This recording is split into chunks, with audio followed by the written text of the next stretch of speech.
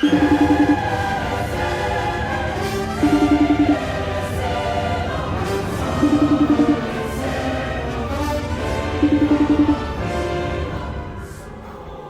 just, I don't understand. Why is it that they're not taking me serious when I'm saying I'm a supervillain? I mean, I did all the things. I'm wearing the right outfit. I made an announcement to the world. I mean, I have an assistant. I mean, I have a minion. Like, what else could I do to show them that I am a supervillain? I mean, I just don't understand why they are not believing me. It's so frustrating because, I put myself out there and show them my true intentions, and no one's taking me seriously. I mean, I just don't know what to do. I mean, do you have any ideas? Okay, what is this? Laser. It's very rare for you to have a good idea, but I think you're right. Every supervillain always has a laser or some sort of death ray, especially, like James Bond, for instance, almost always getting cut in half by a laser. First idea you've had in a long time. Okay, now we just gotta figure out how to make a laser. Shouldn't be too hard. I mean, at the end of the day, it's just an LED, right, with a few fancy things. At least the ones we're gonna use. All right, meet me tomorrow. I'm gonna need a test subject. What? Bye.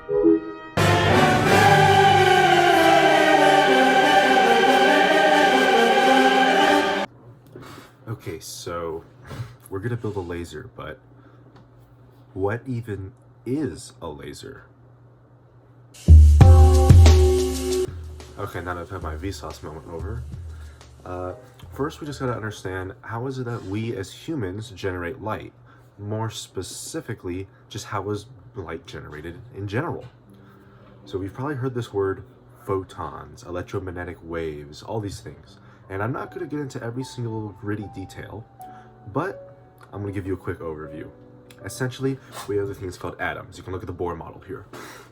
And you probably saw this in school, but essentially, every atom has a nucleus and then electrons going around. Now we've discovered via the study of quantum mechanics that energy is in discrete packets.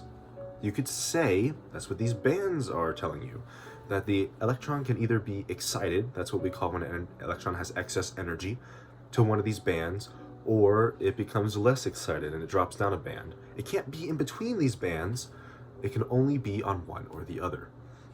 Now, why does this matter? Well, we have observed that when an electron is at a high excited state and it jumps down a band, sometimes a photon is emitted. What is a photon?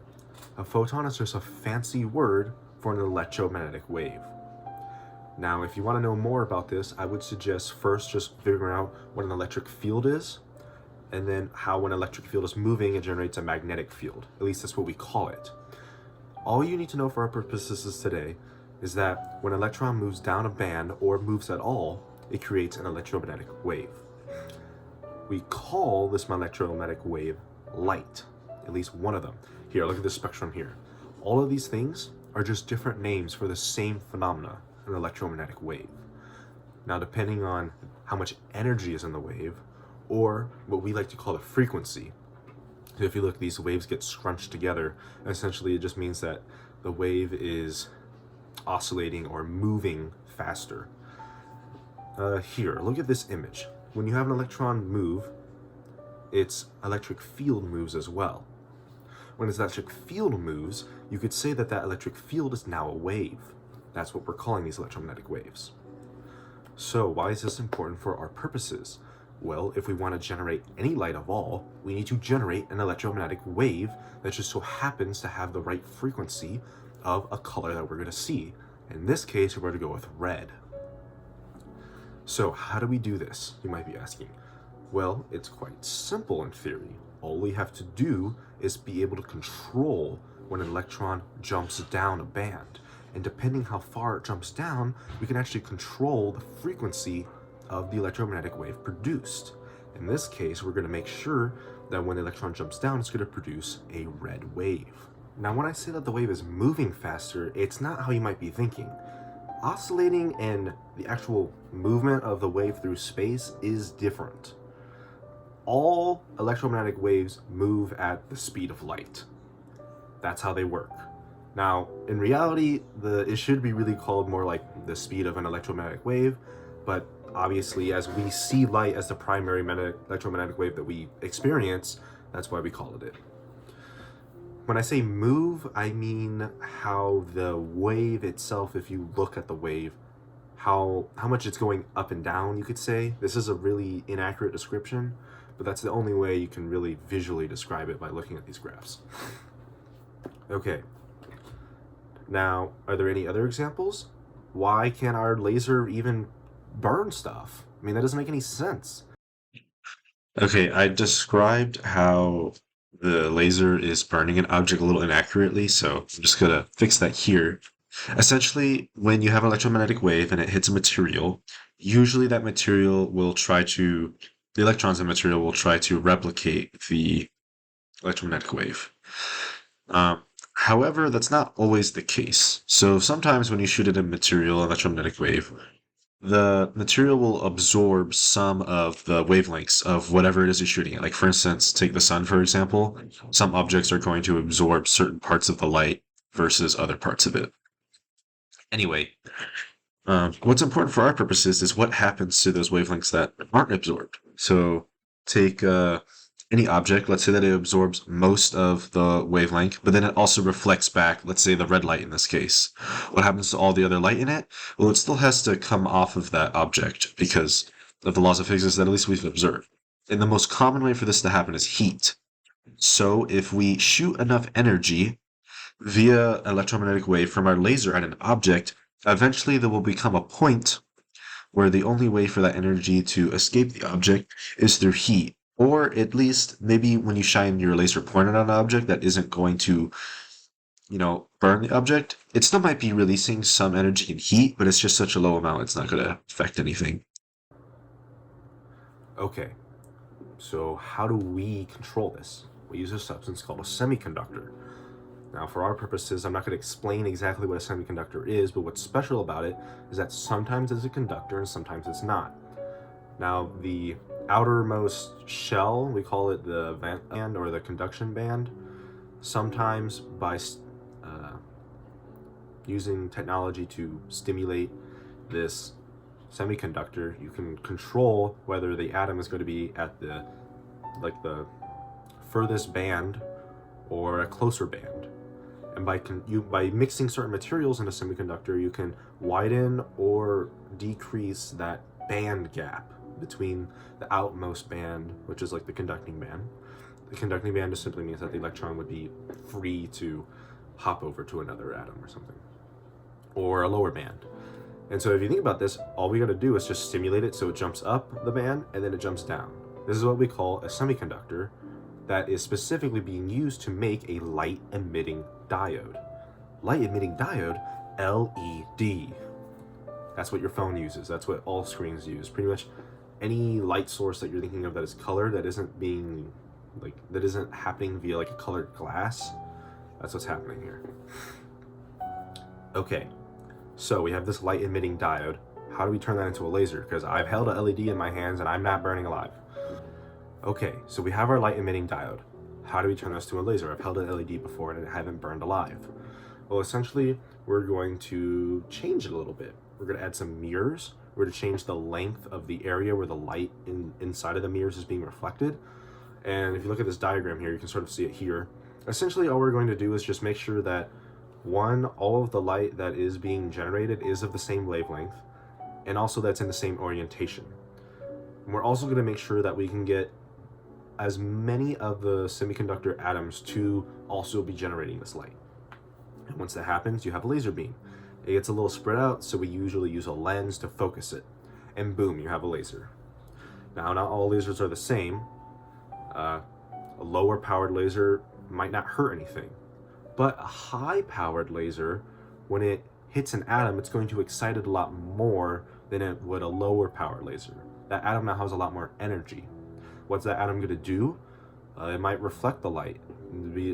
That's why if you shine something, it might reflect light back at you. That's why if you're in a room and I shine a light, I'm not only just seeing where that light is, I'm seeing a lot of other things light up as well. That's how our eyes work. I mean, if you think about it, the sunlight comes down, it reflects off of an object, even if it's not what you would consider to be reflective, and then it bounces into our eyes. That's how we see. All our eyes are is just receptors for an electromagnetic wave that's in the field of our, what we call visible light. Okay, so one of the things that can happen is if this laser is powerful enough, it can heat up the material. So, like I said, infrared waves are just another electromagnetic wave. If you shine this light at the object, you're going to make it excited. It might start shaking, which means it's going to increase in temperature, and then boom, you have a burning laser. All right, now before we start burning anything, let's just at least build a normal laser pointer. So this is a diagram. This is all we're going to be doing. Just pretend that this LED is specifically a laser diode. All that means is that it's not just a normal diode, it has all that fancy stuff I was just talking about that actually turns the light into specifically a laser. Okay, so we have this, we have a button, we have a battery. It's actually super simple. Why? Because, well, I can't make a laser diode. I mean, maybe in theory I could, but this is a very difficult thing to make. I mean, the people who did this, who figured this out, they won a Nobel Prize. It's not exactly easy just to make a laser diode. So we're gonna use one that's already been made, and we're just gonna make a simple laser pointer. After we have gotten the fundamentals down, then we'll go and build our burning laser. These are my laser diodes here that I got off of Amazon. If you guys want, I can put the link in the comments or the description. But yes, we're just going to use these. And you might be thinking, okay, well, how does this work exactly? I mean, do I just hook up the laser diode? Well, no. We're going to make a chassis. So I 3D modeled one in SolidWorks. And now we got a chassis. So I printed it out. It came out okay, a little bit too many supports, but we're gonna see I kind of ran into some problems. So the laser diode says that it can accept a range of 3 volts to 5 volts. I went with 3 volts just because it made that I could make the laser a little small, the laser point a little smaller, and also I really didn't want to have to worry about the laser diode possibly being mislabeled. Be very careful if you buy any laser diodes. Now, I got these off of Amazon, so I'm assuming they came directly from the seller, but I've heard countless stories about people buying laser diodes on eBay or just laser pointers, and they're way more than the safety range. For anybody who is curious, basically, from what I understand, if you have a laser that is taking 5 milliwatts of power or lower, it's probably not going to hurt your eyes unless you're being really, immature and just staring directly at it. The same way if you stare directly at the sun, you're gonna cause permanent eye damage. So don't do that. But I thought I'd go on the safe side and just only go with 3 volts. Okay, so I wired it up. It seemed like the diode was working, so now it was time to get soldering. So I cracked open my new soldering case, and oh my god, it was beautiful. My old soldering iron, I mean, it worked, but it really was the cheapest thing I could get. So I decided to treat myself and get something a little new. I actually had this for months ago. But yeah. Beautiful. Anyway, I put on some safety glasses because even though soldering itself isn't really that dangerous, I mean, if you breathe in the fumes very heavily all day, you're probably gonna get sick, but it's more of a concern if the fumes get in your eyes. So that's why I put on some safety glasses. And then I got soldering, used a little bit of, what do they call it? Shrink, yeah, heat shrink. Using my heat shrink or heating gun. And make sure that all my connections were secure with the solder, and then also that they weren't gonna possibly, touch the chassis and, melt it a little bit, or accidentally have a short circuit. Always make sure that you're wiring everything up correctly, unless you want to be like Electro Boom and shock yourself all day. Not anymore. Is it charged? Ouch! Shout outs to him. But yeah, then I put it in the chassis, but there was a problem. It wasn't really going together, so I had to bring out the big guns.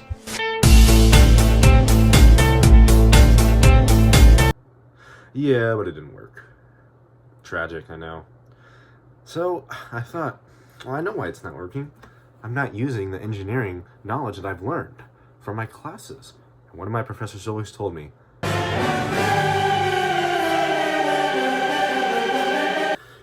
now I brought out the real big boys. Gorilla Tape. Nothing was gonna stop me. And it still didn't work. It was pretty jank. Yeah. But I mean, at least it's gonna stay together now and the button isn't as wobbly. I'm still really concerned though that every time I push the button that it's gonna break. But hopefully my heat shrink is pretty much holding everything together along with my solder. And yeah, so I got the laser to work. It was beautiful. But yeah, so I messed around with it. My dogs were out there too, so they were pretty happy to be out there with me. But after I was done playing around outside for a bit, I went inside and, you know, when it was a little dark and there's less light pollution, I could really see it. And for whatever reason, the diode actually has something interesting. You know that lens that I was talking about earlier, which we use to focus the light into the laser? Well, you can actually adjust it on this one for some reason.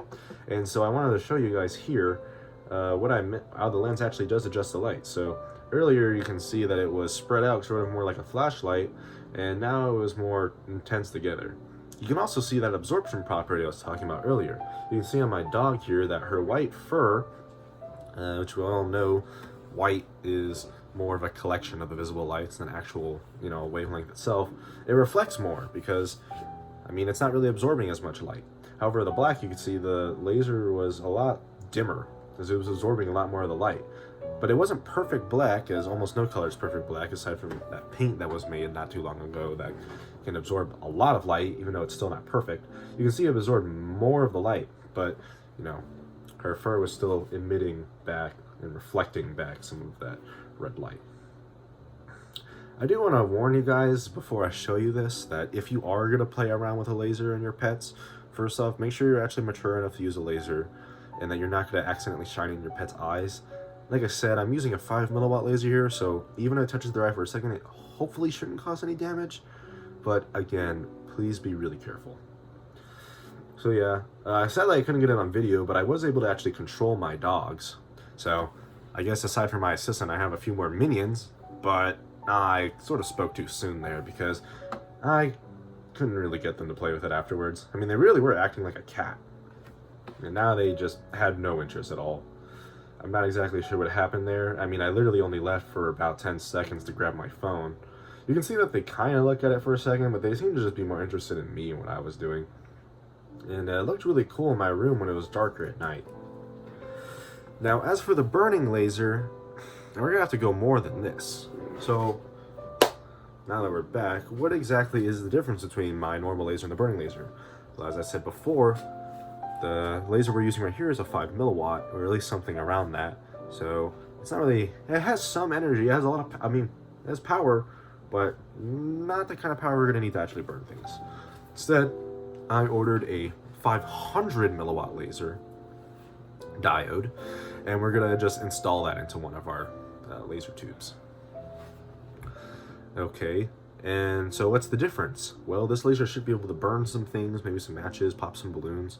I'm not exactly sure, we'll have to see when we get it. The one thing is that if you do ever actually handle a laser that's over 5 milliwatts, you should be wearing the proper safety gear, which is what I got.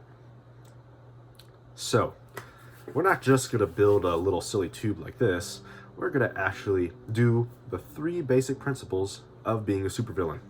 1, you gotta be evil. 2, you gotta be comedic. But most important for this next one, you gotta have presentation! So we're gonna make this laser look real nice, and then we're gonna test it on my assistant and some baddies.